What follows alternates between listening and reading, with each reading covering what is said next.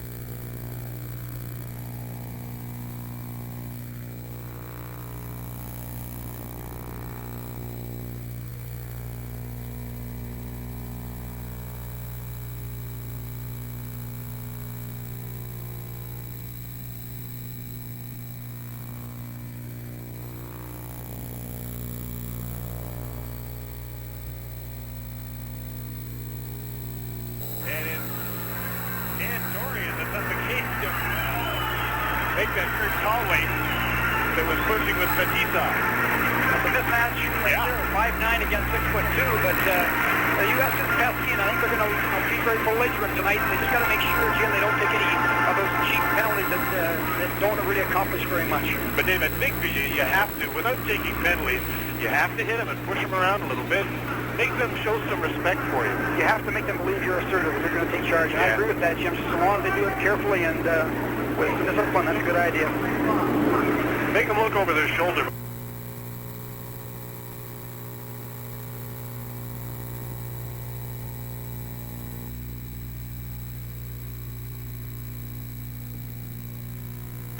Johnson is number 17, working on the boards in his own zone, trying to clear the puck. He gets it to Dan Dorian. The center of this line is Todd Chanel, number 10. And the Soviets, Starikov and Stelnov, moving back and forth, and then it comes up the middle to Bikov, number 27. Over the blue line, he holds up the drop pass, goes to the defense. Starikov's shot is just wide on the short side. Todd Chanel plays the puck around on the boards for 29-year-old Richie Dunn, who's been playing in Rochester, and the puck is moved to center. Vyacheslav Bikov plays the puck back in the point to Stelnov, number 4, intercepted. Dorian went after it. The Soviets get the puck back. Up the middle, here's Varnikov, number 19. Starts it back, and it's shot over the net by Komutov, number 15. Behind the net, Bikov. Checked by Dan Dorian. Dorian moves the puck up on the board, kept in by Stelnov. The Americans take over once again. Peter Stockton trying to clear it, can't get it outside the line. Dunn has to clear the puck from in front of the net. Stelnov moving in. Richie Dunn gets the puck, but only for a second. Stelnov took a high stick up around the face, no call. From the point, Starikov shot, tipped in front. Soviets all around the net, but they haven't had any shots on goal in this flurry in the last couple of minutes. Soviets changing on the fly. The American team is heading up in its own zone, just can't get out. It's very important when they get these long shifts in their zone. Never be too proud to ice the puck or freeze the puck. If the U.S. is going to continue to try to always get a successful breakout, there'll be some problems. There are times when late in the shift you're in trouble, just get it out. You're looking at Chris Chahaki. He was one of the doughboys, they called him in Detroit, when Mike Gillis went out and signed a number of free agents before last season. And Chris Chahaki spent most of last season in Adirondack and started the season there this year. Has most recently been called up to Detroit, but hasn't been playing because of a full groin. As he gets into the lineup tonight, he didn't play in Game 1 against Team Canada. Most of these Americans, they're in the same boat. They're fringe NHL players, just drafted, just out of college for the most part, playing in the International and American Hockey League. Once again, the U.S. showing a very patient approach here. With one guy, unfortunately, they've got 4 people back in the neutral zone. Holding on to the puck is Makarov, number 24 for the Soviets. Gives it to Larionov, back to Makarov to the side of the net. They tried to get too pretty. I think Makarov had an opportunity to shoot and didn't. That's correct, Jim. They offered him the pass. The Americans trying to make it 2-on-1. Donnelly tried to feed the puck into the middle for Chahaki, and it was broken up by Fetisov, who caught his man. Kazatonov. Alexei Kazatonov up the middle to Makarov. He just deflects it to Larionov, to Karutov. Back into the middle for Larionov, and broken up by Mike Burge, number 3 on the American defense. The Americans have Hall, Nicoletti, and Turcotte back out as their forward line now. Nicoletti tips the puck to number 11, Alfie Turcotte. And the play is called as the puck was gloved ahead, I believe. It was 14-22, and there was a penalty coming up, and it'll be against Makarov for high sticking. That's the call from Don Gadet. Fred Hull took him out along the boards, and Makarov got a stick up there. I guess they're both going to go for roughly here, high sticking. Fred Hull and Makarov, Sergei Makarov. He's a tough little guy. Makarov and Krutov are not big people, Jim, but you rough them up and they'll come right back at you. They're not afraid to play an aggressive game, and this kind of play, when you get tough with them, doesn't bother them a bit. We apologize to you at home that are experiencing audio troubles. It's not your set. We are experiencing some troubles in our transmission from Calgary. The fellas are working on it. We'll have it fixed up in no time. Coincidental minor penalties. Don't forget this is international hockey, so they're playing 5 aside, including the goaltenders. Peter Stockton is number 28 for the Americans, trying to move the puck up. There's an awful lot of room out on that ice surface now. Jim, against this team, you want to avoid the 4-on-4, because in 4-on-4, the real skilled players can stand out now, and you're forced to play better one-on-one hockey, and if it doesn't work out, you can really get some mismatches occurring on the ice surface. Soviets forwards are Seminov and Svetlov. Tatarinov is the defenseman, number 6, carrying the puck up with Pervukin. That's the 4 Soviet skaters as they circle in the American zone. Tatarinov with the shot, and he has probably got the best shot from the point of the Soviet team, but he didn't show it there. Dom Campanelli out on defense with Richie Dunn. The Americans change their forward unit. Mike Donnelly comes out. and he'll be joined by Jeff Rolacek. Soviets go for a skate. 4-on-4, Jim, they're very patient. They'll build up, regroup, get speed, attack the line, hit the line with lots of speed, and that's when things happen. They like to take the puck deep and work it back to the point for those point shots. Yuri Khmilev and Sergei Kryakin on the forwards for the Soviets now as Dom Campanelli fires one into the goal. Hitter Belichick. Hasn't spent any shots on goal in this game. In fact, that's only the fourth one, 2 apiece. Carrying the puck is number 3, Alexei Kucherov for the Soviets. He saw limited action in their last game as their 7th defenseman actually. There's a steal in front. The shot may score. Khmilev, they didn't shoot it hard, but he beat Daskalakis after a mistake in front. Can't afford those kind of goals, Jim. It's a simple possession situation. The guy forces the pass through a man and it gets picked off and into the net. These kind of turnovers will really hurt you. Down the hole through the legs, it looks like. Those are the kind of goals the U.S. wants to avoid. On goals, when they undress you out there and make great plays, you can accept those, but when you've got the puck in your own zone and turn it over, those kind of goals come back to haunt you. So the Soviets go up 1-0 at 7 minutes of 30 seconds of the first period. Khmilev's second goal of the tournament. There's a shot by Karutov. Daskalakis made the save and held on. Leon Daskalakis had a beautiful attitude coming into this game, and what else could he do? He said, I love the idea of playing against these guys, and my only wish is that Tretiak was playing again at the other end so I could say I played in a game with him. And then he thought about it for a second and said, maybe that's not such a good idea. He's quite a kid. He's very loose and probably got the right attitude to play against the Soviet team. Because he'll get lots of work tonight, Jim. I think he was probably expecting a harder shot from Khmilev when he set himself, and Khmilev just slipped the puck through his legs. There's a pass out in front, and a shot by Varnikov on goal that Daskalakis had to make a save on. Another shot at the side of the net, and he pounces on a loose puck and gets the stop in play. 1-0. The Soviets lead with 12 minutes to go in the first period at the Labatt Calgary Cup. Play is just underway in the American zone where it has been for most of this night. This is Beekhoff, number 27, poking the puck towards the corner. Richie Dunn there to pick it up. Over to Peter Sawkins, and he tries to clear it on the boards and now gets some help from Dan Dorian to move it to center. Making it a 2-on-1. Dorian takes the shot. He had Todd Chanel with him, and he banked his shot off the leg, and it didn't go to the goal. Beekhoff, number 27, up on the boards for Kamyatov. There's Kamyatov, number 15. Moving in front of the net, had Varnikov with him on the other side. In front, Daskalakis makes the save on Karutov, who was cruising through the middle. He was coming in late behind the puck, and boy, the U.S. forwards have got to be a little bit more observant than that. He sneaks in here behind and gets a quick shot away, and great save by the goalkeeper. That almost made it 2-0, Jim. It's interesting, too, the Soviets, on your breakout, they're going to pinch right down on your wingers, and they won't give you any of those easy outlet passes to the wingers. And they play a nice 2-1-2 with the centerman playing high and backing up the defenseman, and they really come down hard on those hash marks. So the U.S. is going to have to find the middle on their breakout a bit more. Larionov, Makarov, and Karutov with Kazatonov and Fetisov. The unit for the Soviets, they play pretty much 4 or 5-man units, although they'll give one defenseman a few extra shifts, mostly Fetisov, through the course of this evening. This is Larionov holding the puck. Stick handle over the line, taken out of the play by Taglianetti, and Chris Chahaki moves away at center ice, number 15. Racing for the net is Mike Donnelly. The other member of the line is Jeff Rolacek, number 14. Karutov chasing a loose puck, hacked off the boards, not outside the line. Larionov to the left man, Fetisov moves in front. Now they'll look for someone to pass it to. Right in front, Karutov didn't get a shot away, and the Americans hack the puck out to center. They sure look for Fetisov coming late, don't they? He always comes late behind the play and goes right to the net, and he's a Paul Coffey type of defenseman, likes to attack as much as he does defend.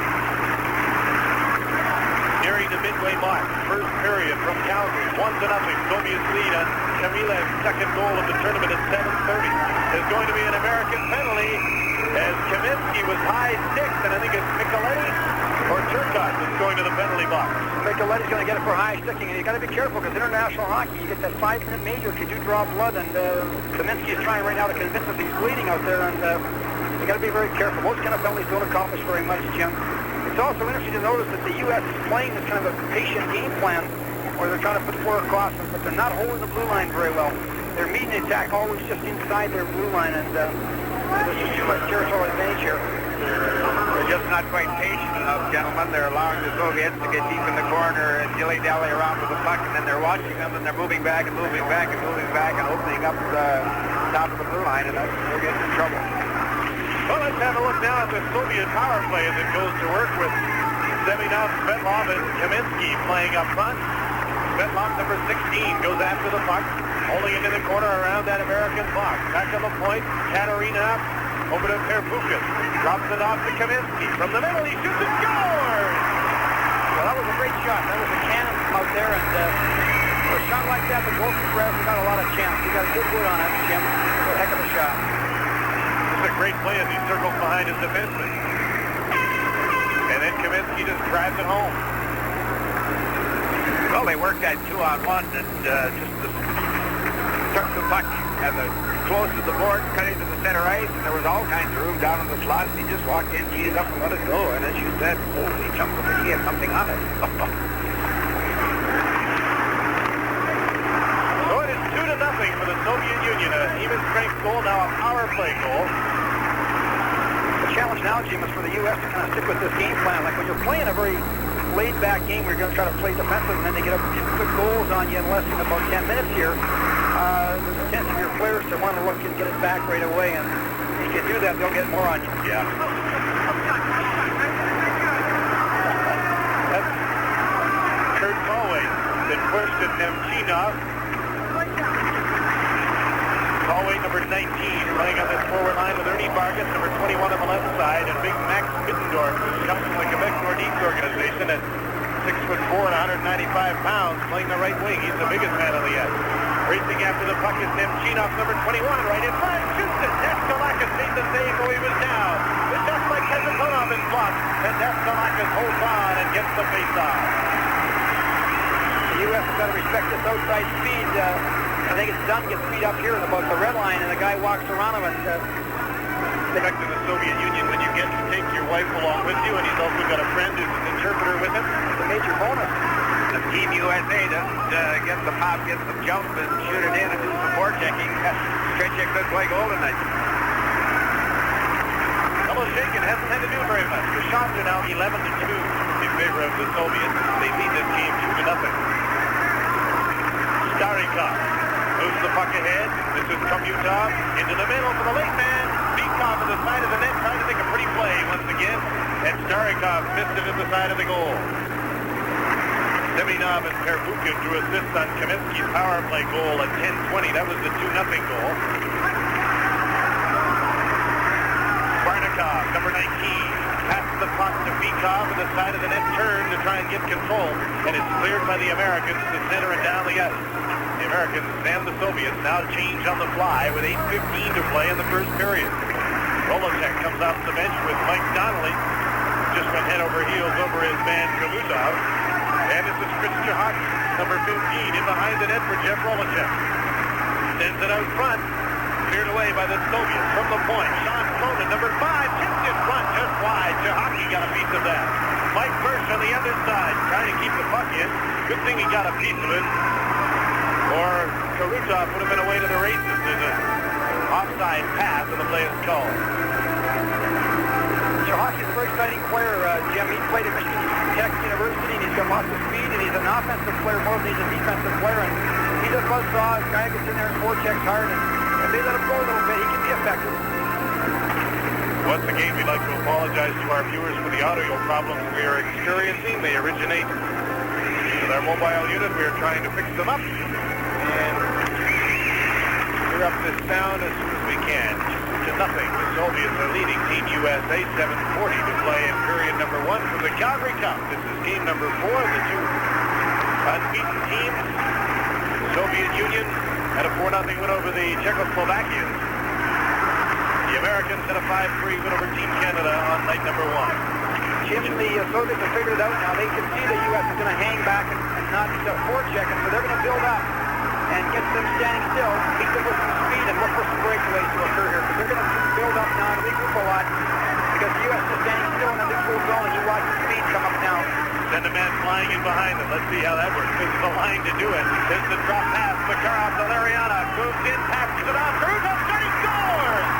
What a pretty goal. Just a great shot, Jimmy. They moved the top part of that offensive zone so well. A little drop pass. He walked in.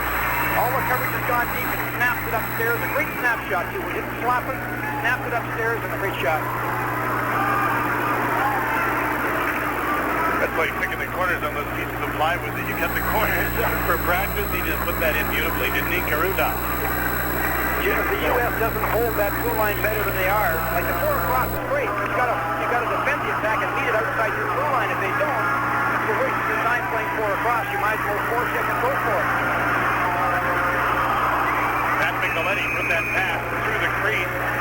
There's going to be a penalty. It'll be against the Soviet Union, Perfukin.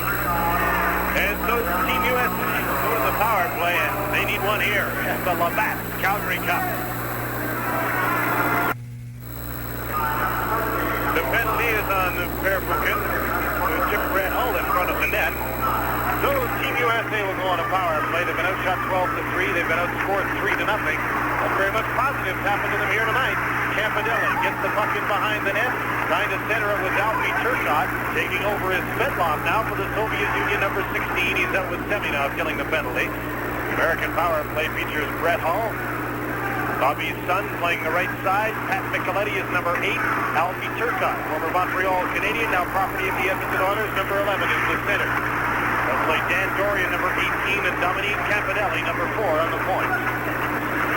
I would suggest the Soviets are going to try to really put some pressure on this power play and not give the U.S. a lot of time to make things happen. Look for the quick counterattack. They have no respect right now for the U.S. Leading 3-0, the Soviets are going to go for it. And it's only Seminov. Got around Micheletti, couldn't clear the puck, so Micheletti to Hull. Back in the corner now for Turcotte, number 11. Checked from behind by Seminov and knocked down. Brett Hull. Back to the point. Campanelli to Micheletti. Moves in with Sabril right in front. Shot wide, and Brett Hull got a piece of that. Shot it wide. There's a shot by Katarina.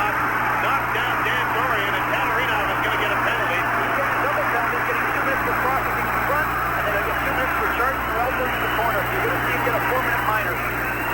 Jim, we talked about him in the last game, and you mentioned several times that you were correct. He likes to play a very aggressive game, and he's just very, right now, he's playing very aggressively. He took a good cross check in front there, and then ran a guy in the corner with an elbow.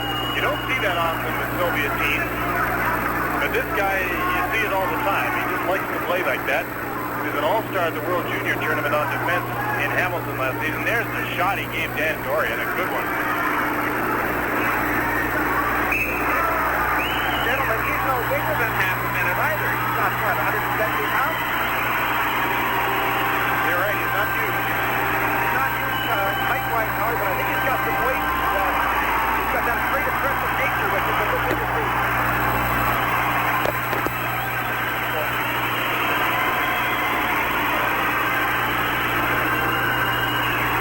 There's the call on Katarina. This is a great opportunity for the Americans to get themselves back into this game. It's a great chance. They have 4 minutes now. They still got a 40 seconds to go on the first liner, so they're going to have a chance to put themselves back in the hockey game. And it's a key time for them right now. Evgeny Malachkin has only faced 4 shots from the Americans, but they get a few here. Soviets send out the defensive pair of Fetisov and Kapitonov, along with number 24, Makarov, to kill this penalty. Max Fitzdorf, Kurt Conway, Ernie Vargas up front on this American power play. Peter Taglianetti, number 6 on the point, with the captain of the team, number 2, Richie Dunn. Taglianetti gets the puck around Fetisov and dumps it in after it on the fly. Vargas couldn't center it for Kurt Conway. From the point, Taglianetti moves it into the corner. 20 seconds left in the first penalty to Perfukin. 3-0, Soviets lead. Fetisov couldn't clear the puck. Chipper's got 2 men short. He's got 3 guys behind the ice line. The Soviets are very, very aggressive in the kill penalty. Even 2 men short here, they're jumping and putting lots of pressure on it. Again, not showing a lot of respect for the USA and their skills. Well, when they were fighting the zone in behind the net, between the puck carrier, it would have had to go through 3 of their players before they got it out in front. That's the key there. You're right, Dave. That's just unbelievable. That's 2 men short and 3 of them are in behind the goal line. That was Ernie Vargas pushing at Batista out there. Yeah, they just can't keep, they're getting a little belligerent here now. They got to keep their nose clean. They got a power play, not to spoil with taking a minor penalty now. They've got a chance to make some things happen and keep their cool. You were talking about the power play there, Jim. They need to shut all the passing lanes off. You know, they jump and overplay, and if you don't find the speed of passing through, it's not there. It's very impressive. Americans with the draw. Is she done? Makes the shot. Wide on the short side. Taglianetti is number 6 on the other side. Screen shot. Bent it into the side of the net. Jeff Wolochek couldn't tip it. Cleared down the ice by Starikov.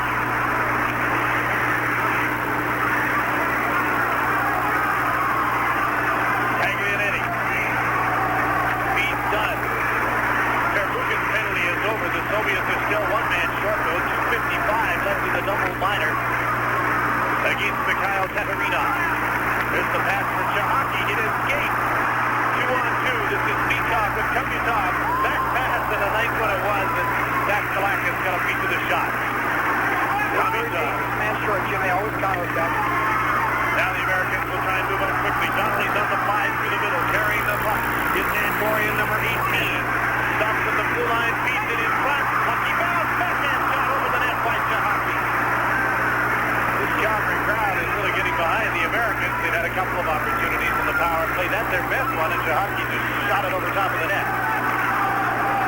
Just over 2 minutes left to go in the double minor against the Soviets as Dan Dorian winds it up. Dorian with Turcotte out front, beats it around on the boards, and the Soviets get a chance to clear the puck. Brett Hall skating back. Daskalakis played the puck to Turcotte, tried to get around Kamilev, and he is just able to clear the puck to center. Nemchina lost the puck. Here's Brett Hall, number 9. Into traffic. Back pass to the point. And Dorian, number 18, shoots it. Belichick at the save. The rebound. And Belichick is on top of it. Tomorrow pushing in front. Why am I not surprised that Belichick made the save? They've got to put those chances in. You're not going to get a lot of those quick ones. And they got 2 chances. You know, they got the shot in on net, and they got the rebound. And either one went in, and they've got to make sure they cash in here. Well, prior to that, Chahaki had a heck of an opportunity to at least get the shot on the net. He put it over top by at least 2 feet. He's got to at least hit the goaltender. And 3 odds, you know, they got a 2-man advantage and they're shooting from the point. That's not very imaginative. No, they're not. Their power play is really struggling, and again, there's still getting lots of pressure on it. You guys got good skills, Holly. You just can't play the power play against them. Minute 25 seconds left in the Soviet penalty to Tatarinov. 3 minutes left in the first period. 3-0 the Soviets lead on goals by Karutov, Kavinsky, and Kamilev. Alfie Turcotte, number 11, chasing the puck, rubbed out along the boards by Kazatonov. Fetisov, number 2, back after the puck. Seminov is number 30, and he'll just leave the puck to the defenseman, Kazatonov. It's really a steadying influence out there, playing with the great Fetisov who likes to rush. I think Kazatonov is underrated because of it. He always stays at home, and there's an example of it. The other guy's up the ice, and look who's back to get the puck. That's a really good point. Kazatonov is very steady. He's kind of a backup guy. Let Fetisov play his imaginative high-risk game, and they're a great combination. The pass up the middle taken by Peter Taglianetti. Fires it on the net. And Belichick is correct. The puck into the crowd with 33 seconds left in the Soviet penalty. And just 2:12 left in the first period. There's Peter Taglianetti and tries to pick up the Winnipeg Jets, who's been playing most recently with Farmington, Massachusetts. Must be a great experience for a guy like that to get a kind of a chance of playing a tournament like this. So different style of hockey can do nothing but make him a better player. Mike Hirsch now moved the puck ahead, but Kurt Colway couldn't get a hold of it. Colway, along with Max Spitzdorf and Ernie Vargas, the forwards for the Americans right now, with Hirsch and Cronin on defense. And these two played together in Chicago, Illinois, in university hockey last year as a defensive pair. They're also a defensive pair this year at Salt Lake City of the International League. There was some method in bringing those two as they play together along. The penalty is over to Tatarinov. The Soviets back at full and even strength with 1.5 minutes to go in the first period.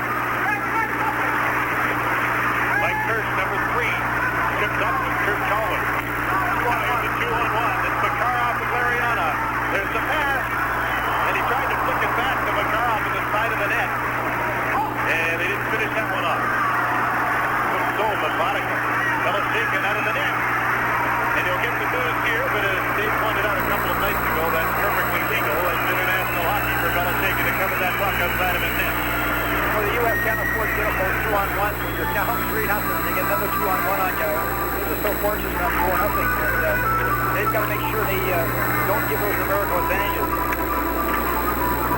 Coming down the ice is Makarov on the forehand. Nice little flip pass over. And Larionov just gets the handle on it, but just shoots it a little wide. That's one of the advantages of playing the off wing when he's got the puck on his forehand. He takes the shot or he can pass it. It's pretty effective hockey. During the last minute of play in the first period, and once again we apologize for the audio difficulties we are experiencing from Calgary. We're working on it, trying to fix them up as soon as possible. Last minute of play in this period. Dan Dorian couldn't quite handle that pass. Checked in the corner by Fetisov. Make that Starikov number 12, not number 2. Here's Dan Dorian trying to center for Todd Chanel, who's out in front. The Soviets take over. Tomizov, number 15. The top pass. Gets through to Bikov. After Barnikov put it to him, but he couldn't control it.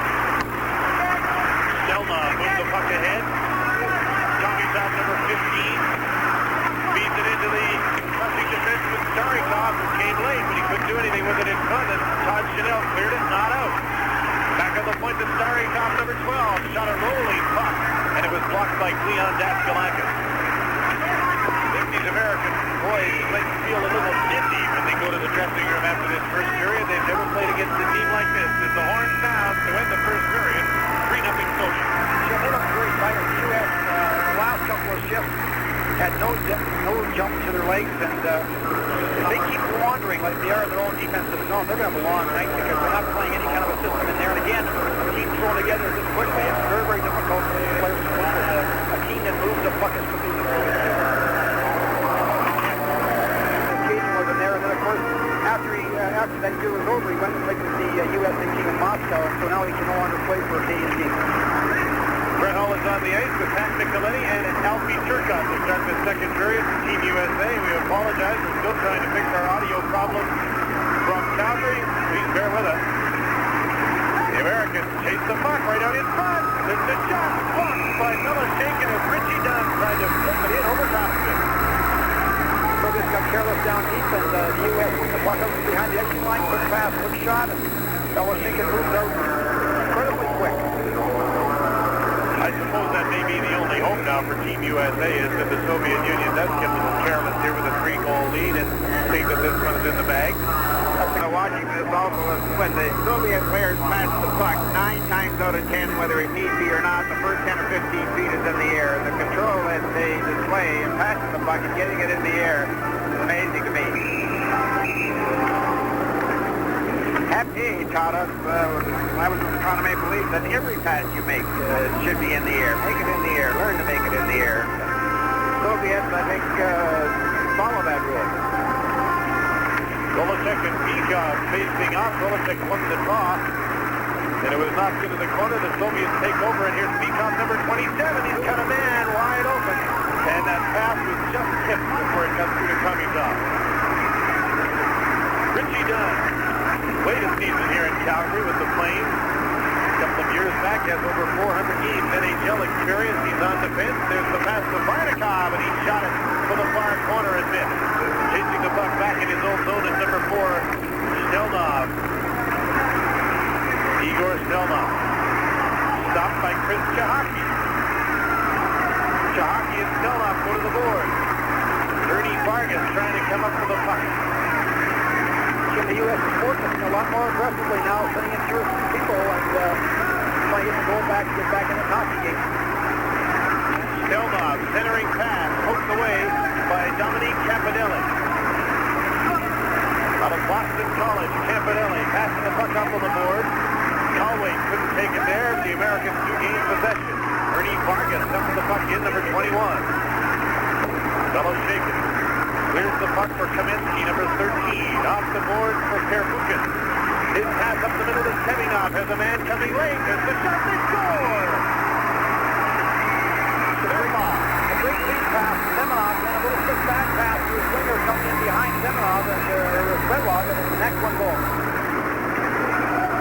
Great quick release in the shot, too, Jim. They don't waste much time. They get a real quick release, and they're accurate shooters. And that's a nice goal. Nice little back pass right here.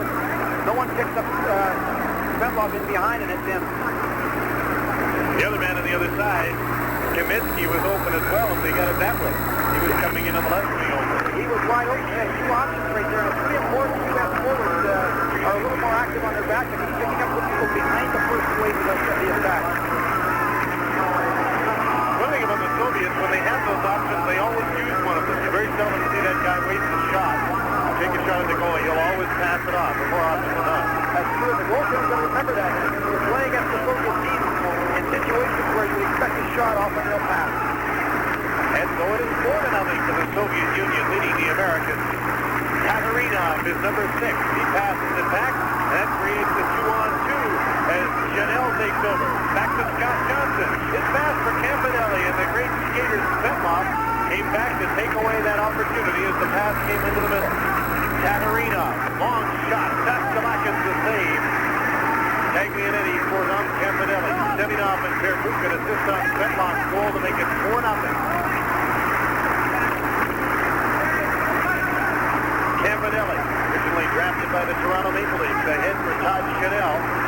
Back for Campanelli as the Americans try and move up. The shots on goal are now 19-9, and it's 5-0 as the turnover costs the Americans again. Well, once again, Jim, Campanelli makes a great foolish pass right across the zone. It's picked off. It's in the net so quickly it's all over. I think twice now the U.S. has the puck in good control, turned it over, and both times the Soviets have scored. You just can't afford those kind of turnovers in your own zone.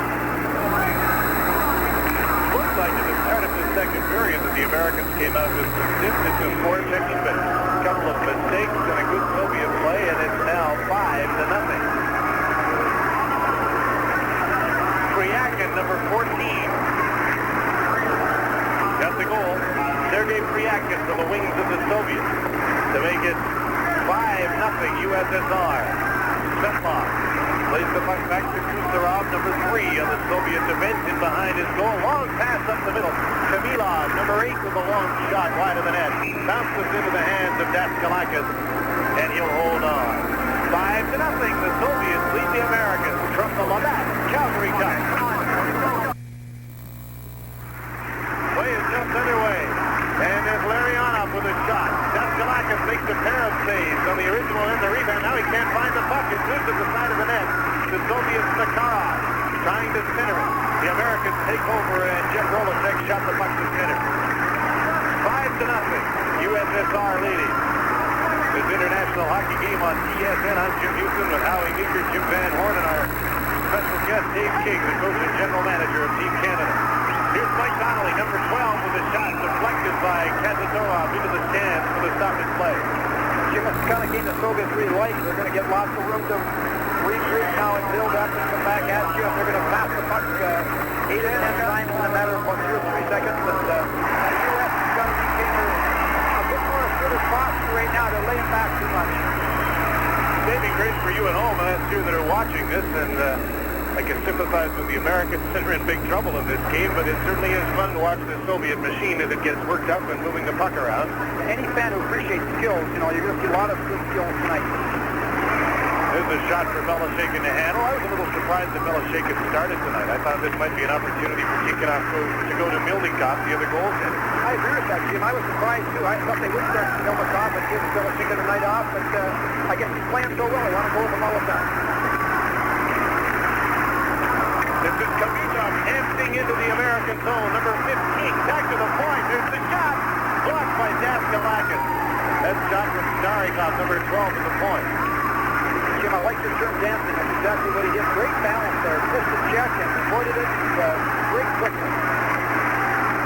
Pass back to the point. Max Bittendorf breaks it up. Youngest player on Team USA. Dumps the puck in. Belichick clears it blindly, and Vargas was there to take it off the boards for Team USA. Sean Cronin came in and threw a hit, but the Soviets still have the puck. Starikov to center. This is Barnikov, number 19, carrying the puck in over the line. There's the Americans backed up for across the line one more time. Seminov checks to the line, and the Americans will come up with the puck. Kurt Colwick with the shot off the board. Mike First moved up to keep it in on the right wing. Scott Johnson came in and threw the hit that knocked his man down. And there's going to be a penalty on the play, and it'll be against Team USA. Scott Johnson, I believe, will go for the hit that he threw in the corner. Took a pretty good run there. I think he called for charging or boarding, and that didn't really help very much. And Jim, it's interesting, the U.S. Attack right now, they're getting just shots, or long shots, wide shots, nothing really to it. And, if they don't get more penetration on their attack, they aren't going to find very much here tonight. Johnson didn't realize just a second ago that he had been called for a penalty. So the Soviet Union will go on the power play. Here's the hit by Johnson, who comes in late, and he hits Permukin and decks him, knocked him into the board. Sure was satisfying at the time. Yeah, of course, with your man short, that's going to be tough right now. These Soviets are wound up, and they're really, when they get going like this, they start to really move that puck, and they kind of enjoy it. It's a little bit of practice for them, and they're puck handling, and they're passing, and they can be devastating. 5-0 they lead. The time of the penalty is 5:22. Here's a 2-on-1 for the Americans, right in front by First.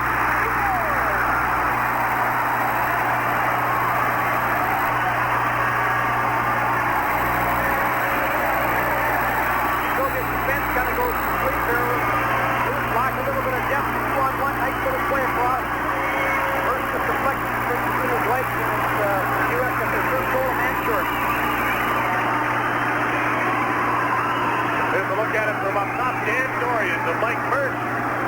Got a second little poke at it between the legs of Evgeny Belichikin. That ends a streak of over 200 minutes of shutout goal for Belichikin going back to the Essentia. 5-1. The Americans' 10th shot goes in. Soviets, however, still have a man advantage as they carry the puck in. Priakin drops into the point, scoops her out to the other side. Starikov's shot was blocked in front. Priakin. Kamilev. He gets it back from Starikov. Now here's Starikov, number 12. Makes the shot and gives it to Gusarov. Into the middle, Kamilev. Look at these guys passing around. Kamilev in the middle. Can't get the shot away. Gets it again. And he scores. They made about, I'd say, 10 or 11, 12 passes in quick succession there. They one-touch the puck, and then adjust to the puck. They one-touch it away right away. They always find the open man. They're always one pass ahead of their power play. It was an important skill.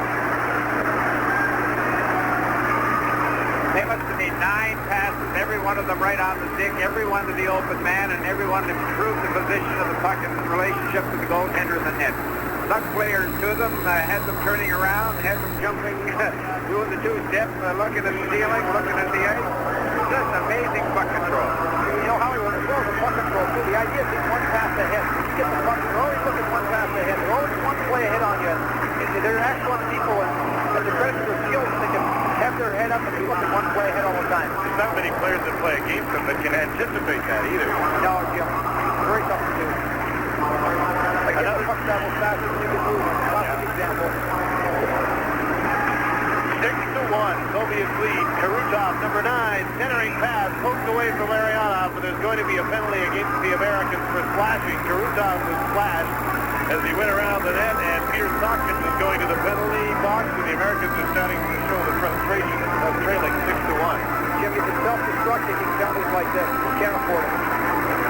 Stockton goes for splashing, and the Soviet Union with a 6-1 lead. They'll go on the power play, and they'll leave the KLM line of Karutov, Makarov, and Larionov on the ice. There's Peter Stockton, the Los Angeles draft pick, Craig Patrick's team out of Yale. Patrick looks a little bit concerned. Kamilev from Priakin and Starikov, the last Soviet goal, that made it 6-1 at 6:24. Fetisov winds up in his own zone. I'm sure he'd like to get in on the scoring. He hasn't been in on it yet. Karutov, number 9. Back to Makarov, number 24. Larionov out in front. Back on the other point is Kazanov, number 7. Around the American 4-man box. There's the pass to Karutov. Well, wants to just move it around.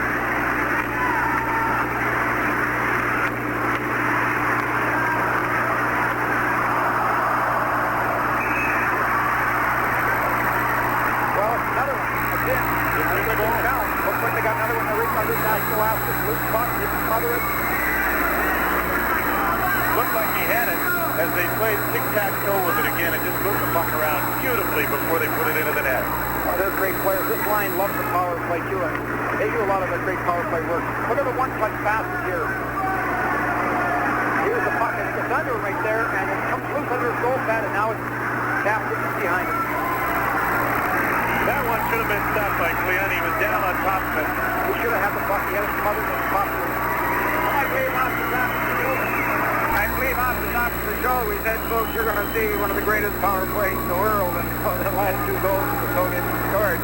Just their picture perfect. They're classic puck handling and anticipation, and as Dave said, they're one move ahead. As the puck is coming to them, they realize the open man on their team is such as they're thinking it's gone to them. They don't receive the pass, then look for the pass receiver. It's their third power play goal of the night, and it is Makarov that got the power play goal. 7-1, the Soviets lead. Here's Beekov, number 27, for Seamak in his first shift of the night. Alexander Seamak, the 20-year-old, who hasn't been used yet this evening, but everybody will get a chance to play now as Kurt Conway takes the shot that's deflected into the stands. The shot's on goal at 24-10 for the Soviets, a 7-1 lead.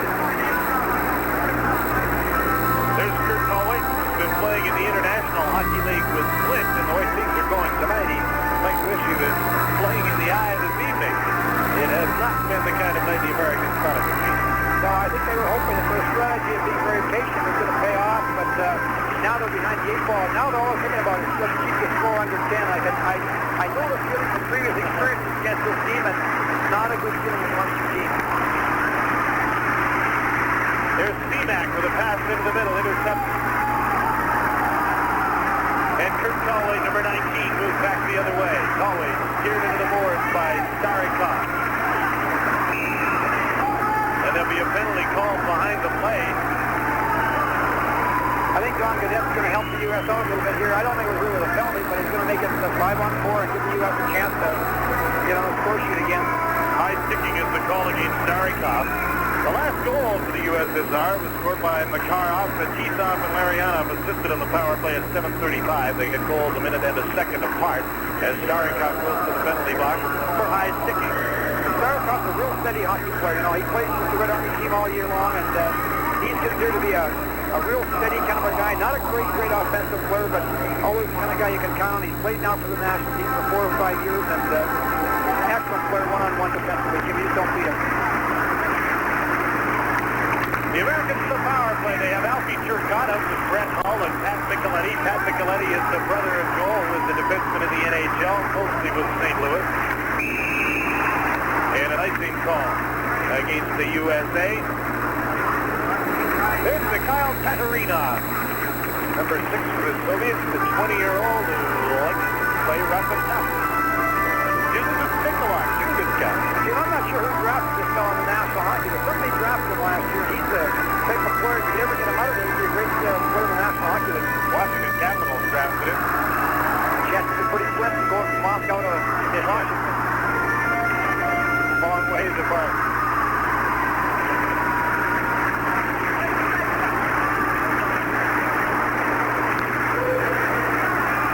Belichick out of his net, and now that's Tatarinov. Didn't hesitate to get his stick in there, and everybody mixes it up. Tatarinov wants to fight. Seminov is fighting with Taglianetti. This is unusual for international hockey, but we've got one fight down in the corner. Taglianetti and Seminov are wrestling down to the ice. And Mikhail Tatarinov really wanted to go. Richie Dust is going to accommodate him. We're not done. It's Alfie Turcotte. Tough kid who wants to go here, and I think the U.S. is losing their cool a little bit. They've got to settle down a little bit. This is not the kind of way you're going to play that quick. And now it's starting with Pat Micheletti on Belichick. He kind of bumped the goal in, but Smirnoff comes in, takes objection to that, and stick up, and all of a sudden we got a war going on in the corner there. This won't bother the Soviets, Jim, at all. Like they can play the tough game, they can take this kind of stuff, and you know, this used to work in the old days, but you won't knock them around now and get them off their game. Boys, you know, we take for granted that they're not big and tough because they don't play that kind of game in terms of fisticuffs. But I dare say, if you wanted to invite them to the dance, so to speak, they'd accommodate. They'd arrive and they'd dance pretty well with you, I'm sure, Jim. And now what's going to happen is some penalties here. We're going to get a 3-on-3 where they got lots of ice to work with, and you're going to pay the price because you just can't play these guys in a big rink with only 3 people. Now, shouldn't the two that fought, Taglianetti and Semyonov, be ejected from this game? Well, I'm assuming he's going to reject it from the hockey game, but maybe he's not. He might just give him a 4-4, but if he gets to the majors, they're out of the hockey game. The majors are fighting. The water bottle is thrown down to Cleon Daskalakis. It almost looked, and I think maybe some of the Soviets thought it was being thrown on their bench, but it just went by to the goaltender. As you look at Mikhail Tatarinov. And there's Victor Tikhonov holding court. They will be telling their players to keep cool now and not to get the ball, that kind of stuff. He likes lots of discipline with his team. It doesn't like that kind of stuff to happen very much. Do they coach much by committee on that team? We were talking about this the other night. I know that Tikhonov has quite an entourage of coaches that he has with him, but is he the main man? He's the main guy. He makes most of the big decisions, and he gets some help from Yurizhanov and the others from Korolev, but basically Tikhonov is the guy who runs the show, and he's a real tough pass master, I'll tell you. He really makes these guys work. Patrick gets beat down. They're showing on the clock right now. 4 minutes against Tatarinov. Semyonov with 2 minutes. And 4 minutes against Peter Taglianetti. For the Soviets. And a 2-minute penalty against Alvin Chernow. This is going to come out even. Yes, it is. That's right. 8:57. Time of the penalties. For the Soviet Union, Tatarinov gets 2 for high sticking, 2 for roughing. And Semyonov gets 2 minutes for roughing. For the United States, it's Taglianetti getting 2 minutes for roughing. And Alfie Turcotte 2 minutes for roughing.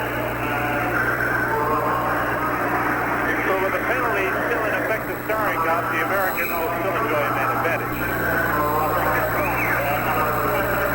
That's surprising. I think that the players might have been ejected out of the hockey game because basically that was really, I would say, fighting. Yeah, they pretty close. Pretty obvious. They were throwing punches. Oftentimes the referees, especially North American referees, they get the form, almost request you to play straight time. Yeah, that's exactly it. Let's get out of here.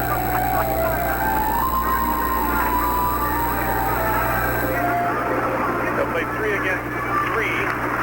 This is not a lot of fun playing 3 against these guys. If you ever get a mismatch on the ice, you have a lot of problems. Look at the guys. Makarov, Fedisov, Kazatonov, and here's Makarov going up the middle, which he does. He's got to stay with him at the end.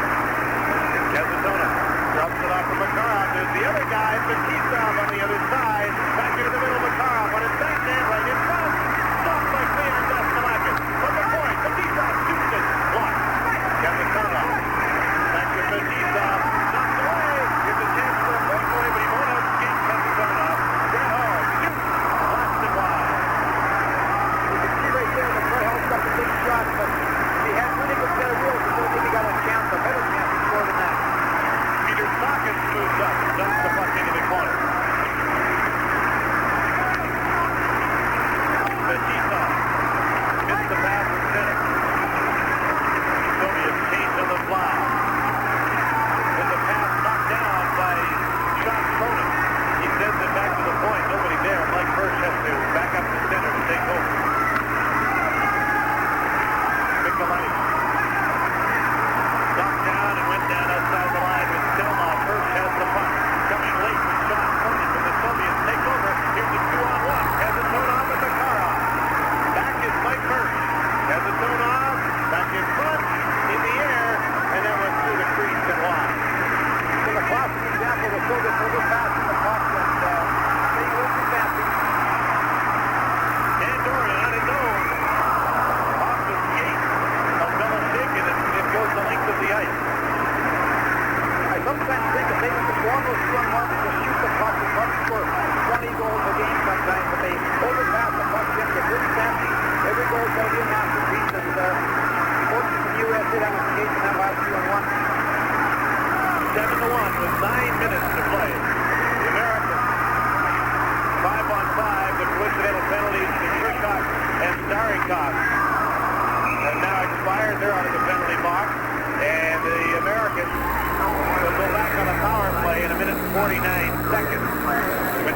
Taglianetti gets back. Dominique Campanelli was originally drafted by the Toronto Maple Leafs, traded to the Montreal. Quick compared to where he's playing in the American Hockey League, and it's interesting to watch the U.S. now. They're under real short shift hockey because they're not, the kids aren't used to playing this pace. They look very, very tired. They just can't afford to start late in the shift in their own zone. Running out of gas. And it's hard to find that extra bit of energy when you're down 7-1. Here's Kucherov, number 3. Into the middle, and then Chinov to Kamila. His shot was blocked. Back out front, Starikov's shot is blocked. The Soviets pass it around, and the teams are playing 5-a-side. Minute 19 seconds to go in the penalty to Taglianetti, and then the Americans will go back on a power play for just over a minute. Richie Dunn with a long shot wide of the net. Kucherov back to pick it up. In a sense, for the U.S. is really no attack here. Most of their shots are in the peripheral areas, and there's not much penetration. Kamilev handling the puck, lost it, and here's Christian Hockey. Can't get by his check. Starikov hacks the puck, but he doesn't get it outside the line, and now he gets another opportunity to pass it over to his defensive partner, Kucherov. Alexei Kucherov, a 22-year-old who plays for the Red Army, dumps the puck in. Peter Sagan takes over. 30 seconds until the Americans go back on the power play. Scott Johnson. There's Alfie Turcotte with his starting for a chance to shoot. He couldn't get it away. The back pass from the shot over top of the net from Bekisov as Kaminov set him up. Back the other way come the United States team. Alfie Turcotte with Scott Johnson. Turcotte's pass to the late man, which he does, pops it off. And the Soviets were unable to pounce on that puck. Game just outside the line, and they would have been away.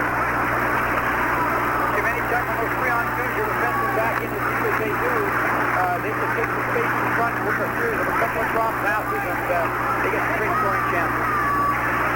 Sergei Svetlov, number 16, is the man holding the puck in a frame right now. And then Fetisov is knocked outside of the blue line. Gazatonov to Seminov. Soviets changing on the fly once again. Here's Fetisov. 28-year-old captain of Red Army and captain of the national team. Knocked down, and Karuzov takes over, shooting the puck to center. Americans are on a power play. Taglianetti has served his penalty, so for 50 seconds, Katarina sits out, and the Americans have a man advantage, down by 6. Carrying the puck through center is Dan Boreas. Gets it again in front, and he's scooped up for the Soviets to get another penalty. Good job there by the U.S. One of the first times in the attack, the puck goes wide. They got that penetration in the middle lane, and Soviet checker was forced to strip the man to haul him down and not let him get that loose pass coming across the middle. And again, they get the penetration. The U.S. is getting some chances. Gazatonov goes to the penalty box for upsetting Dan Dorian, who made sure when he was hooked from behind, I think that the referee saw it. I think he made a pretty good swan dive, as we'll see on the replay, but I think he was hooked. He passes off, and he drives that middle lane, and they just reach out there and hook him, and a nice little dive to make you add a little bit to it, but a good job, good penetration on that rush. That's a good thing. So the American team is with a 2-man advantage right now. 28 seconds left in the penalty to Tatarina, and now Gazatonov is gone. 5 skaters against 3. Dominique Campanelli to Alfie Turcotte. He's up front along with Pat Nicoletti and Brett Hull. Soviets is Chinov along with Stelov and Starikov killing the penalty. Dan Dorian is playing the point with Campanelli. Campanelli tried to pass it across the ice. He was deflected outside by Bikov. Here's Danny Dorian, number 18, has been very effective for the U.S. Probably been their most effective player. The reason is he played in international hockey. He played in Prague a couple of years ago at the World Championships. And that's experience. You can see that he plays pretty well out here. Dan Dorian is a first-team All-American out of Western Michigan, drafted by the New Jersey Devils. And he's on the ice for this power play. Kurt Colway with number 19 that got the puck back on the point to Peter Taglianetti. Back to Colway. Vargas is working in front. One penalty is over as Richie does shoot. Belichick and cat-like reflexes slips it up in his pocket to make that save. Taglianetti in front. Blocked. And here's Kamilev for the Soviet Union. Number 8, Kamila spins. Tries to find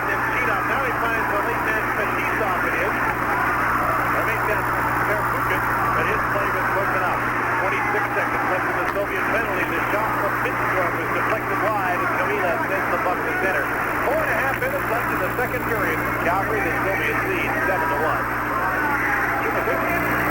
To see that the U.S. attack is all sharing the puck. Very few passes up the ice. Very few of those quick lead passes. For the Soviets, great lead pass the puck very quickly. Some of that you can attribute, I'm sure, to not being together as a team. They just haven't worked as a team before. Very true. He had his first practice 24 hours before his first game. Soviets are back at full and even strength as the penalty has been served to Kazatonov. Taglianetti clears the puck in his own zone to Kurt Colwing. Katarina back on the ice. Well, keep an eye on him because I'm sure some of the Americans took his number. Puck is knocked to center by the Soviets. Mike Kirsch touches the puck and it's an icing call against the Soviets. 3:30 to play in period number 2 on TSN. You're watching the Labatt Calgary Cup. With the Labatt's Calgary Cup on TSN, I'm Jim Houston along with Dave King, Howie Meeker, and Jim Van Horn from the Olympic Saddledome in Calgary. Game 4 in this series, and it looks like the Soviets will go unbeaten after their second game. They're ahead 7-1, albeit in the second period. But certainly in control of this game. They've outshot the Americans 26-13. Here's Makarov for the quick play through the middle to Krutov, and Deskalakis made the save. What great speed they showed. That play starts back in the right back in their defensive zone. Makarov and Krutov exchange sides to build speed. They come up the wing with lots of speed. They drive that middle lane hard. Great fake on the outside. He walks around the corner like he was just standing still. They cross here, build speed. He comes up the wing here and gives us a real nice little outside fake, and it steps inside here on the defender right there. The middle lane's been driven by Krutov right there. Great chance. Shot off the faceoff is blocked by Cleon Deskalakis in the American goal. Here's Mike Donnelly trying to send Chihaki away down the right side. He's checked, and there's a penalty coming up behind the play. It's a slashing call, and I'm sure it came well back of the play. Two players were coming up the ice, and I believe it's Mike Mersch that's going to go for slashing. See, those kind of penalties are just unforgivable in a game like this because you're down 7-1 and you're on the verge of being embarrassed here, and this fellow takes a slashing penalty behind the play. It doesn't do a lot of good. It's hard, though, Jim. I mean, I feel for the players, too. The frustration levels get pretty high, and people can lose it once in a while, but you just can't do that because you're just penalizing your team. You might feel pretty good about it, but your team doesn't.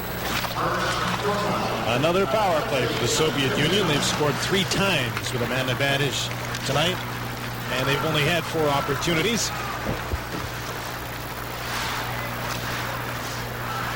Krutov will just go for a skate out at center to get organized here as they'll go back and build, as you pointed out earlier, against that 4-man wall that's across the blue line. Here's the open man. Fetisov shoots and scores. Oh, unbelievably beautiful. Cat and mouse game. Folks, watch this. I can't believe it. That's an excellent goal. Once again, a power play. Nice little soft pass by Larionov, with Fetisov coming in behind, and no one picked him up. The forward on that side wasn't aware he was coming in late. Watch the soft little pass. 17 chases across here, doing somebody else's job, and Fetisov walks in and just cranks it right down in the lower left corner.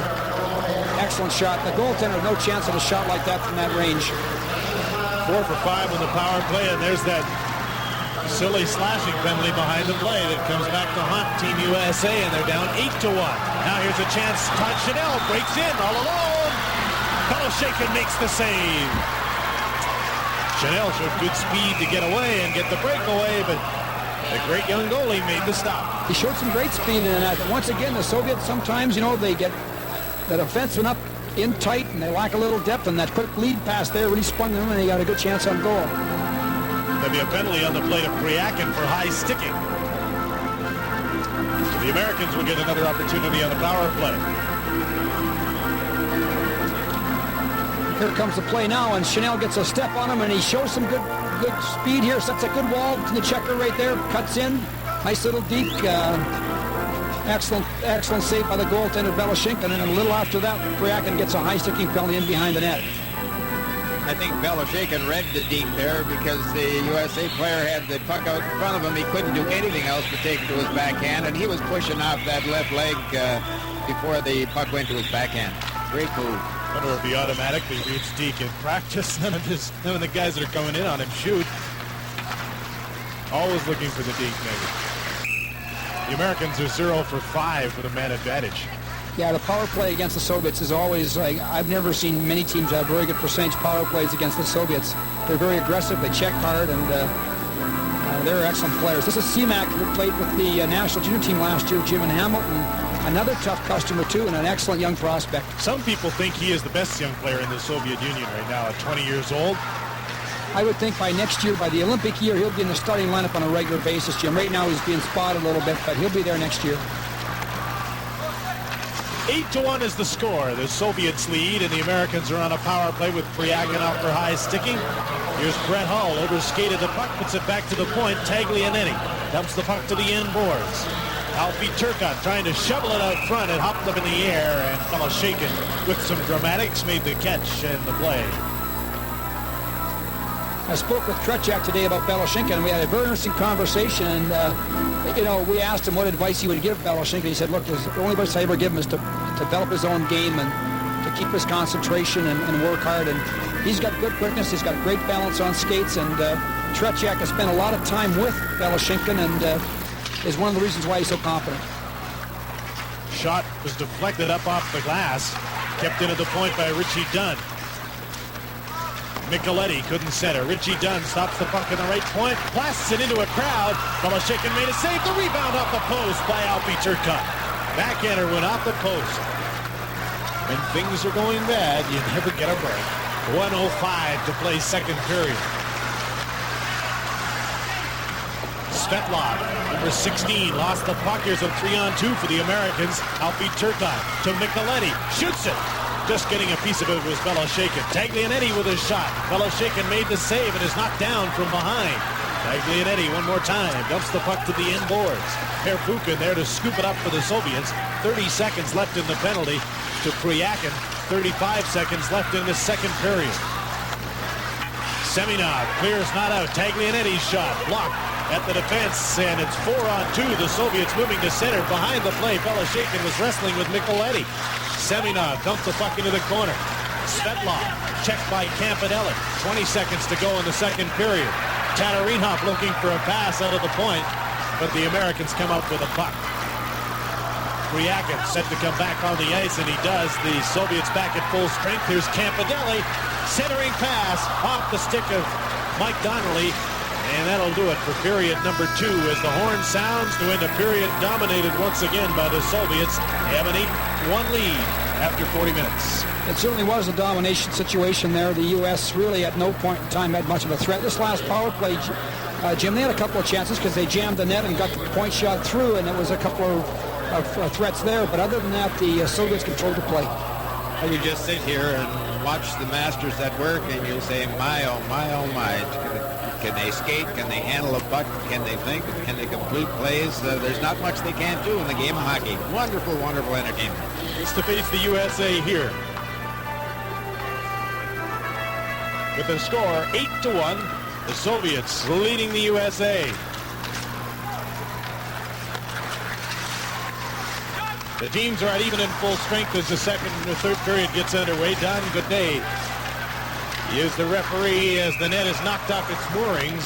Milnikov had Scott Johnson, I believe, run straight over top of it. Yeah, the U.S. forward took a pretty good run at the goaltender there and knocked the goaltender and the net off the moorings, and they're losing the cool a little bit here, and they got to be cool. They can't afford to take some cheap penalties. I would think they just want to play this as quickly as possible this third period and get out of here. I certainly agree with that. I just don't think they can be playing foolish hockey right now. This Soviet team, by the way, is going on tour against Team Canada after the Calgary Cup on the 5th and the 7th of January. Hockey fans around Hamilton and Ottawa take note. On the 5th, you can see Team Canada against this very Soviet team, and in Ottawa on the 7th. Those will be very interesting games for our guys. We're looking forward to that. They're tough games, and their games are difficult to win, but boy, you can get a lot from them and certainly improve our team in a hurry, Jim. Exactly. You only get better playing competition that's better than you are. Larionov with a pass to Karutov. He tried to feed it in front. Larionov takes over again as he had to go back for the puck to Karutov, number 9. Fetisov in deep in the U.S. zone. And the puck is knocked outside the line to center. Makarov puts Larionov in by himself. Blocked by Cleon Daskalakis as he stretched up and made the save. Pass back to Kazatonov at the side of the net. Makarov sends it back to the point, and it's knocked outside the line by the Americans. Todd Chanel swept at the puck and got it out to center. Americans make changes on the fly as the Soviets move in. Makarov drops it off. Kazatonov shot in front. On the fly, and there was Kamensky, but he was checked. Kamensky after the puck. Now here's Semenov, number 30, with the long shot deflected by Campadelli. And Peter Taglianetti takes over for Team USA. Long pass to Max Mittendorf. Now up the middle, here's Kurt Calway to Ernie Vargas. His shot goes into the corner. Mittendorf, who has a couple of goals in the NHL this season with the Quebec Nordiques. The big man in front of the net is Ernie Vargas of the Montreal organization, tries to center. Middendorf out front, tipped away, and here's Svetlov, number 16 for the Soviets, taking over in center.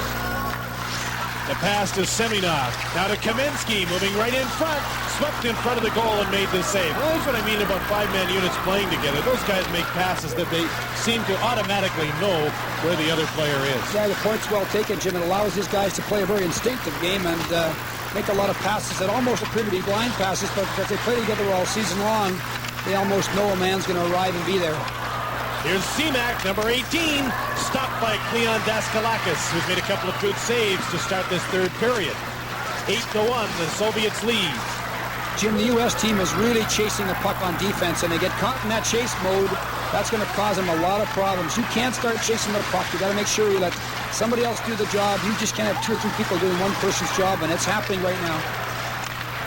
There's a shot that didn't get through to Milnikov, was the new goaltender for the Soviets. Alfie Turcotte is number 11, has a man in front, spins to try and get away from his man Starikov. The centering pass was knocked away by the goalie, and then the defense clears the puck to center. Here's a 2-on-1. It's Semak with Komutov. Semak faked the shot. Komutov tried to backhand it towards the goal, and he couldn't control it nor get a good shot away. When they go to the bench, I know for sure that Semak will be talking to Komutov about putting the puck back so he could get one-time the puck, because he opened up there with a stick back. Jim ready to one-time the puck, and the pass was off his front foot too far, and normally they want the puck in a certain place. TSN will continue to originate from Calgary in the very near future after the Calgary Cup. Little minor penalties have been handed out. That is Bykov that has gone to the penalty box along with Dan Dorian. Or Pat Micheletti make that, of Team USA. Slashing the call on Micheletti. And on Bykov. Coincidental minors. Kamilev breaking through the middle, got a shot that was blocked by Cleon Daskalakis. Lots of room to skate. One more time for the Soviet players. Tatarinov, number 6, takes over to Gusarov, number 3. Now winding up and starting out of his own zone is number 14, Kryakin from the Soviet wings. He drops it off. It comes through to Tatarinov. Feeds it to the open side. Gusarov feeds the streaking Kamilev, and he can't hit him in front of the net. Jim, if you're not away from the puck against these people, they'll really burn you. In the U.S. right now, they're all playing like they're playing little tunnels out there, and they have not very much idea what's happening away from the puck. They're all kind of concentrating only on the puck. And that's the first way you defeat yourself. All of a sudden, the guy arrives at the goal mouth, and it's a little tap in, and it's in the net. And you've got to make sure that you're doing a job away from the puck, and they've lost the concentration a little bit. That's Yuri Kamilov of the Soviet wings, a 22-year-old. This entire line, as we pointed out the other night, is from the Soviet wings. I wonder if this unit will be with the team come World Championship time. Jim, I don't think they will. I think that this unit's just getting a chance to play here, and in Izvestia this year, I think that maybe Nemchimov might be able to stay with the team, but the other two, Kryakin and Kailanov, might be, I think, moved down. Still a couple of pretty good players that have been scratched from this tournament. Yashin comes to mind. Karin hasn't played. I'm surprised that Kareem hasn't played because he's really a good young player with great speed, and he's probably a better player than the other three guys from the Soviet wings that are playing. 35 seconds left in the coincidental minor penalties as Peter Taglianetti chases the puck down into the Soviet zone. Kazatonov gave it away. Dan Dorian centering pass. Mike Donnelly trying to get a handle on the puck out front. Now behind the net. Sends it back to the line, and Donnelly will have to chase it. Donnelly signed as a free agent out of Michigan State, trying to get a hold of the puck, and he can't. Here come the Soviets once again. Karutov took the pass from Larionov. Centering pass, and it's shot wide by Larionov. The penalties are over. The teams have 5 skaters each once again.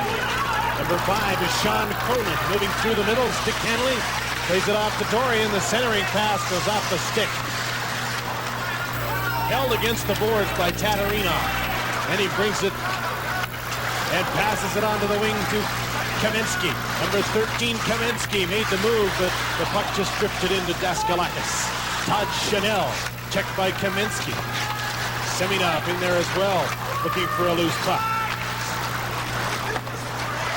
Scott Johnson is number 17 that took the 2-line offside pass, so we have a stop in play, and we'll turn it over to Howie. Folks, if we got something for you here, a tic-tac-toe play, the puck does not stop for a second on any Soviet stick. This is a Soviet player that has it.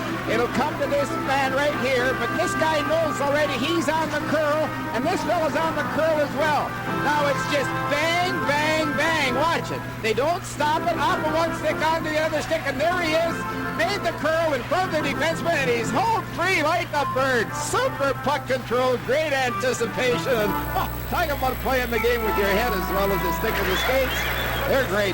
That's a perfect example, Dave, of what you were pointing out earlier, being one pass ahead of the play at all times. They knew where the pass was going ahead of time. That was a classic highlight to show the people. Just great skills right there. It's going to be a penalty against the Soviets. It'll be a roughing call, and it'll be against who else? Tatarina. We'll be back with more from the Labatt's Calgary Cup.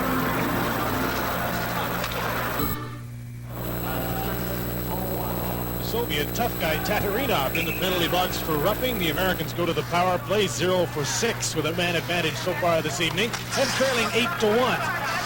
It's almost a victory, though, that they've been through 6 minutes of the third without being scored upon the way this game has gone tonight. Peter Taglianetti with a shot from the point.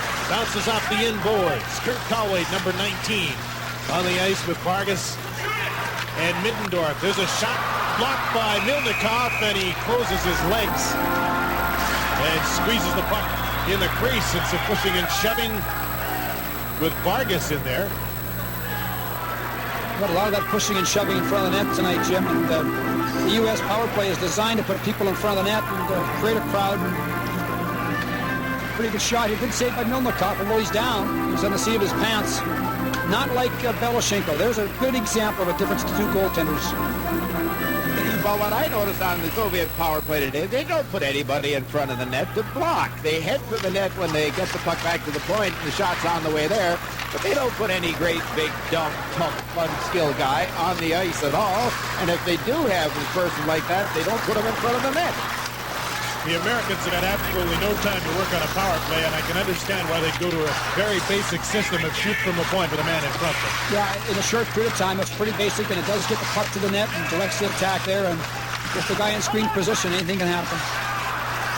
Max Middendorf to the point. Richie Dunn to Middendorf. Vargas standing in front of the net. Middendorf's pass didn't get through. There's a back pass to Kurt Colway right in front. Trying to one time it was Vargas, and he just mishandled it. The play was there. The puck was on his stick. Komitov, number 15. Lost it to Richie Dunn. 50 seconds left in the penalty to Tatarinov. 3-on-2. The Americans come over the line. Middendorf shot it. Milnikov made the save. Jim, not too often to see Pervukin get beat like that with a little outside-in move. He's pretty steady, and he got undressed there by Middendorf a little bit one-on-one. Gusarov across the ice to Pervukin. 25 seconds left in the penalty to Tatarinov. One last rush here for the Americans. Dominique Campanelli, number 4, through center, didn't wait long enough, didn't skate up over the blue line, and it's a 2-line offside pass. Brett Hull played in the BC Junior Hockey League with Penticton before he went off to the University of Minnesota. He got a great touch around the net. He's also got an excellent shot, and he's the kind of player in the smaller North American rink can be quite effective if he's got the right playmaker to play with him. We'll see him playing for the Calgary Flames without a doubt if he stays injury-free. Probably this season. I think he'll get a crack at it. Tatarinov is out of the penalty box. Soviets back at full strength. There's a tip shot. Mildekov got lucky. It was tipped and it bounced up and hit him. Now the Soviets moving out of their own zone. Pervukin, as he goes on a line change, plays the puck to Nemchina. And the Soviets never seem to hesitate at turning back instead of a North American player more often than not, I think, would dump the puck in when he gets to the blue line and doesn't see a play. They turn back and try it again. That's very true. They don't like to dump the puck in. They're possession-oriented, and they'll regroup sometimes rather than dump it in. And there's no question that gives them better puck possession. They rebuild, they get speed, and they're great skilled athletes. They want the puck. Here they come again. Kamensky takes the shot, moves in front and scores. Nice move, Jimmy. Take the shot. The defenseman kind of overplayed to the middle row, and then he quickly stepped in front and stuffed it in. He's a great hockey player, Kaminsky, great big guy, and certainly that line has played very well tonight. Here's the move. He passes outside. Kaminsky's got it now. Fakes the shot. The defenseman stays in the middle. He reads that. Pulls it now to his backhand between the legs, and it's in the net. Saw he had the room. Semenov will draw an assist at 9:51. Kaminsky's second goal of this game and second goal of the series. And it's 9-1. The Soviets get their first goal of the third period. I suppose if we were continuing on the topic of turning back instead of pumping it in, there's some sound logic to that. Why give the puck to the other team and you can keep possession?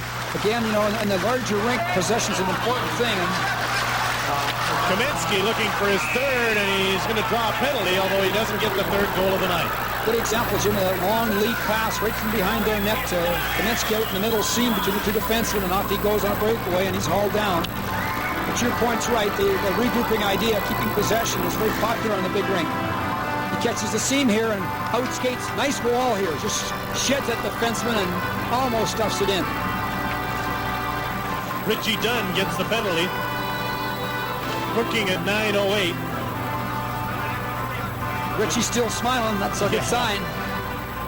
Richie said he had to think about it a little bit before he decided to come up here. He thought about leaving his team at this time of year, Rochester Americans, but he said I, along with the rest of them, even though I'm 29 years old, wanted a chance to showcase my talents in a tournament of this caliber.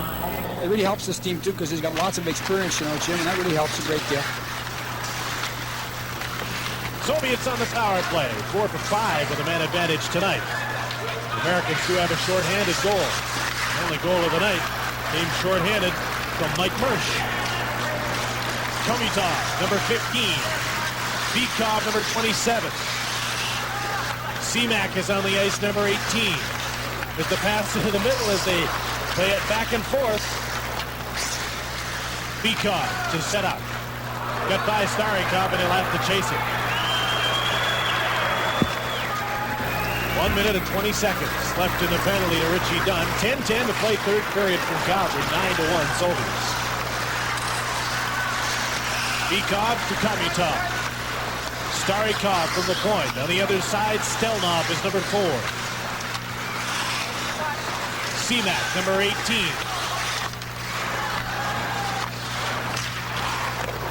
Got the shot away, and it was wide.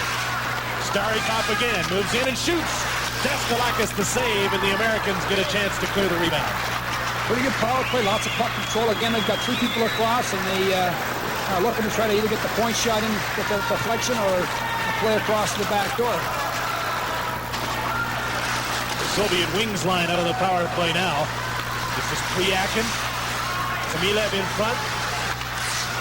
Priyakin back onto the point. Kazatonov. Priyakin. Nemchinov, and he'll dump it into the corner. Kamilev.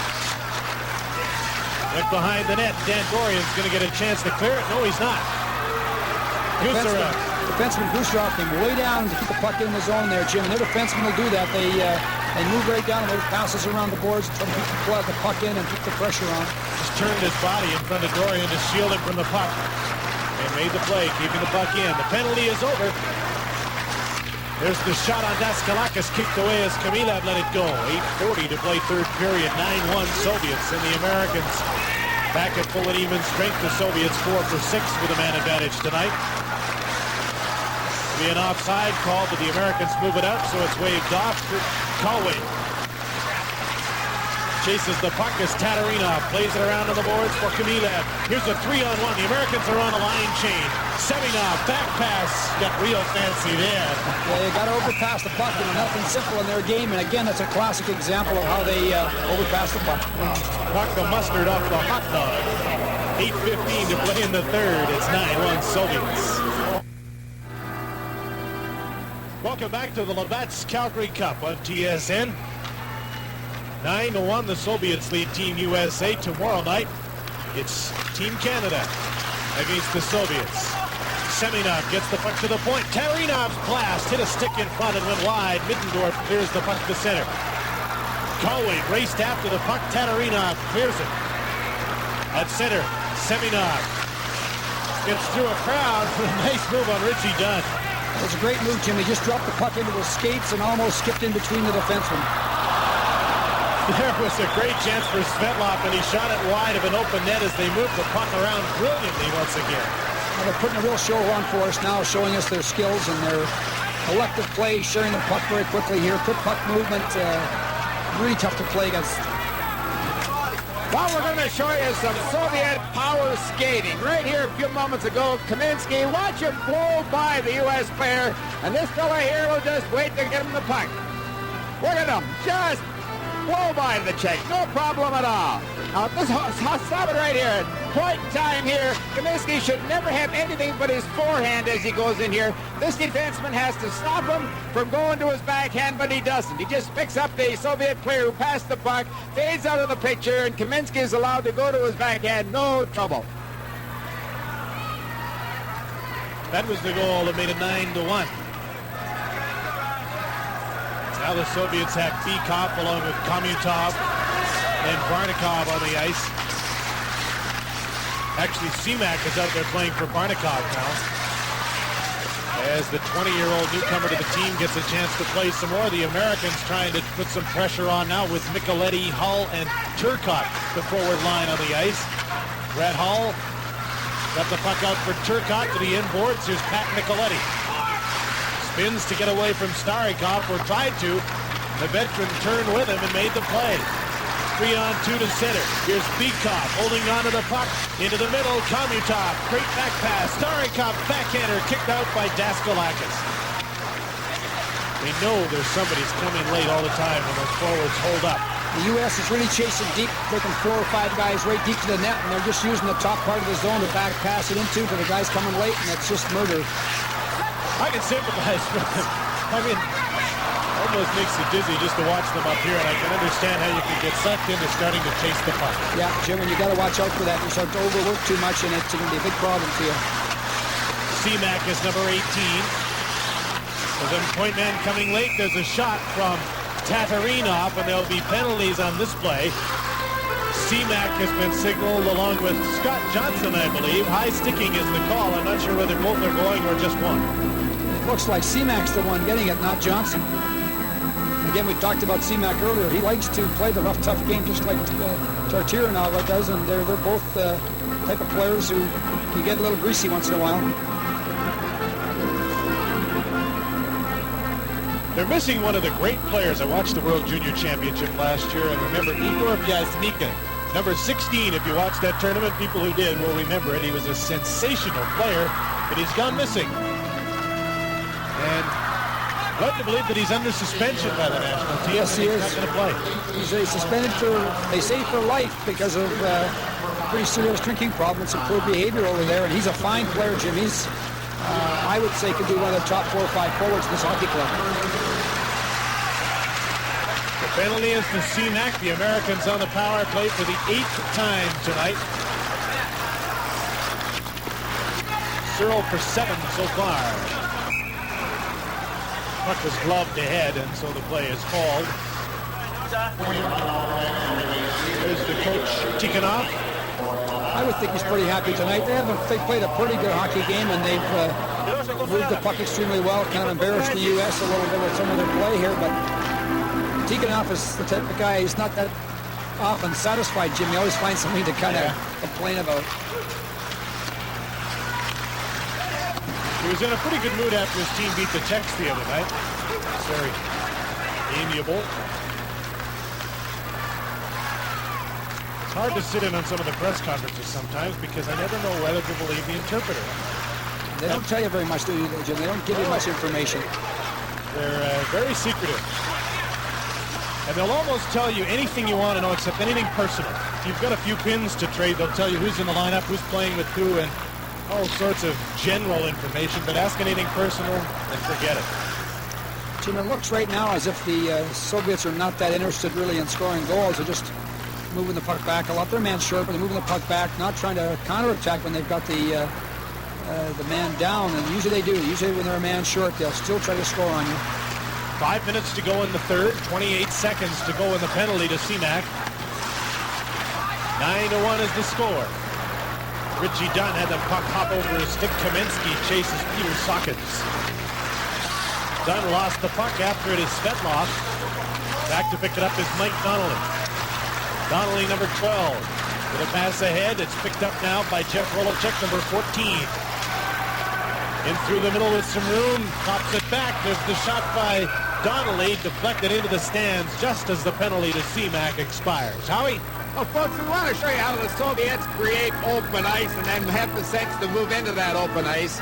The Soviet player here will have the puck and he'll just drop it to the man who's on the bill daily, who's really coming out of his own end, and that's the key to their success. Now what the puck carrier will do, watch, he'll go, stop it right here. He'll get everybody going this way, but the key is, watch this fella here. He will come into open ice and take it here, but he's not going to do anything with it. There's the guy there that's going to walk home free. Puck carrier gets fellas going to him, stop it. There's the open ice that he moved into. Now look, everybody's in that half of the rink, and he's coming just like that. Man, oh man, do they know how to create open ice and get into it and get the puck there the same time as the player arrives. It is just a classic.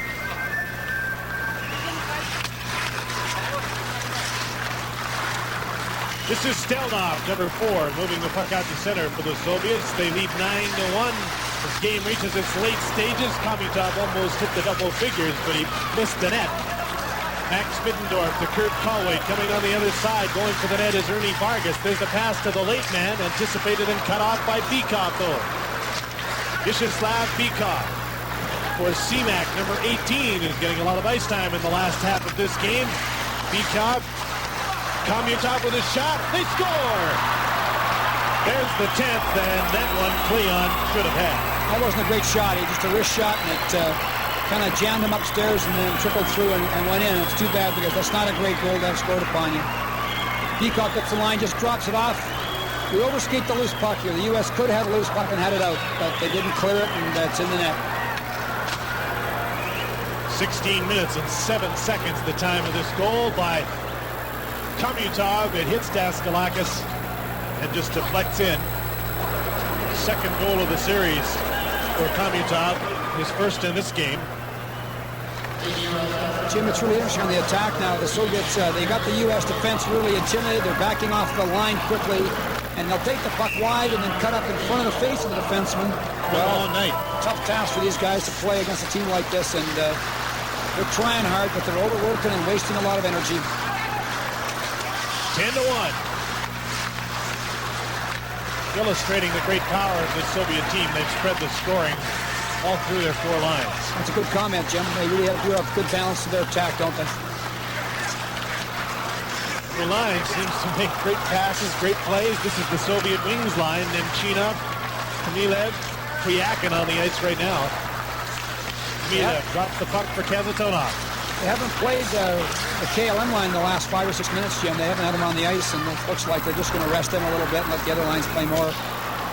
You'll look forward, I'm sure, to facing a well-rested KLM line. Oh, it's going to be just great. I can hardly wait. Kamilev. drops the puck off. Campanelli. 2:48 is the time remaining as Don Campanelli goes for a little skate in his own zone. And there'll be a penalty called at center ice. It'll be a hooking call. And it'll be against the Soviets, Kamila. You know, the U.S. has tried very hard tonight, but they've had a lot of problems. And example here of Campanelli, nice little act right there. Yeah, not bad. He could probably play for the Czechoslovakian team if he keeps that up. You're going to make a great broadcaster, David.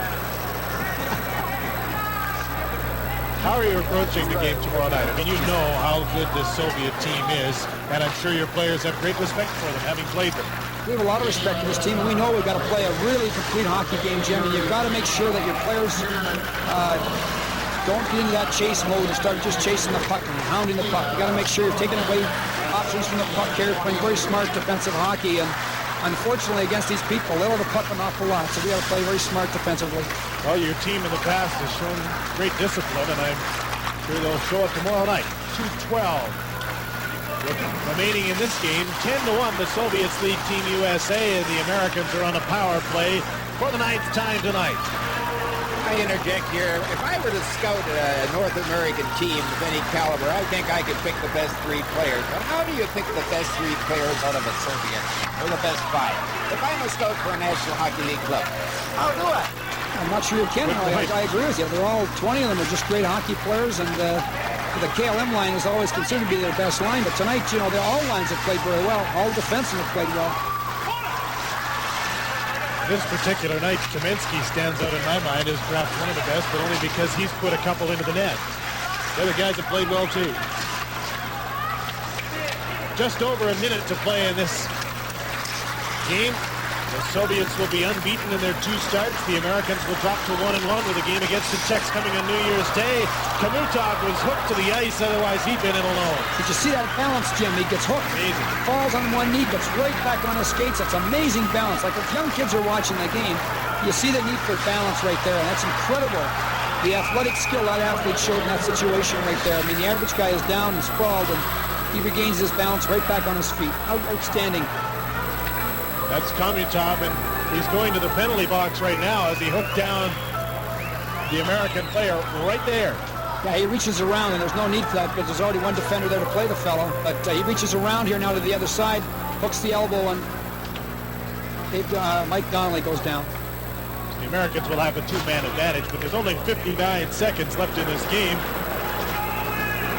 with the Soviet Union leading 10-1. Still 21 seconds left in the penalty to Kamila. Well, they're 2 men short, and they'll still put the pressure on all the way to the end, Jim. They won't lay off.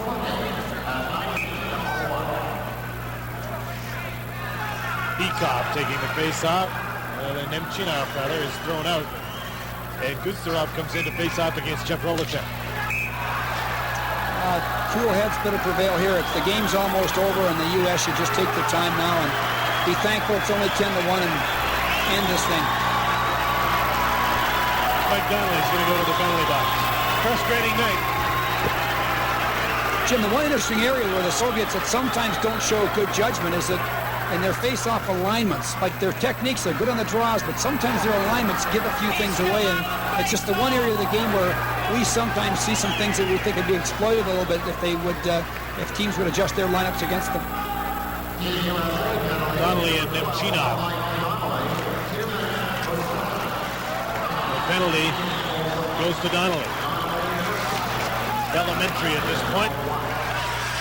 Chris Chehaki holding the puck right out in front. Jeff Rolacek is stopped by Yulnikov. He's really only had to make a couple of saves in this game since he came in for Belashekin in the 3rd period. Leon Daskalakis has been the guy dizzy at his end of the ice, watching his red sweaters come in at him. Less than 30 seconds to go in the game. Gusarov takes the shot off the side of the net. Nemchinov, number 21. Kamilev is out of the penalty box.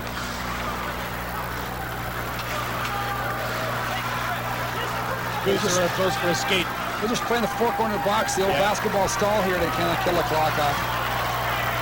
Not that it wasn't in the first, but this one is now officially history. The Soviet Union has defeated Team USA 10-1 and really given them a lesson tonight and given us quite an exhibition of what the Soviet team can really do.